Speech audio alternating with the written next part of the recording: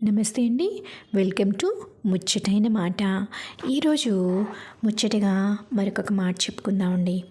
మనం ఏదైనా గుడిలోనికి వెళ్ళినప్పుడు చక్కగా ఎంత క్యూలో ఉన్నా కానీ ఆ దైవాన్ని చూడగానే రెండు చేతులు జోడించి మనకి మనసులో ఏదైతే కోరిక ఉందో ఆ కోరికలు చెప్పుకుంటాం.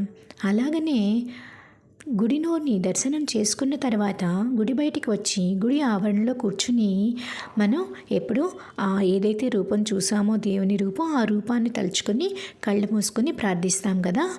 అయితే ఆ ప్రార్థన ఎలా ఉంటుంది అంటే ఏమని ప్రార్థించాలి అంటే, అనాయాసేన మరణం వినా ధైన్యేన జీవనం దేహాంతే తవ సాన్నిధ్యం దేహమే పరమేశ్వరం అని. అంటే నాకు నొప్పి కానీ బాధ కానీ లేకుండా మరణాన్ని ప్రసాదించు స్వామి. అలాగే నేను ఎవ్వరి మీద ఆధారపడకుండా జీవితంలో ఎవ్వరి ముందు తల వంచకుండా ఎవరిని నొప్పించకుండా ఉండే జీవితాన్ని ప్రసాదించు. మృత్యువు నా వద్దకు వచ్చినప్పుడు నేను నిన్ను దర్శించుకునే విధంగా దీవించు.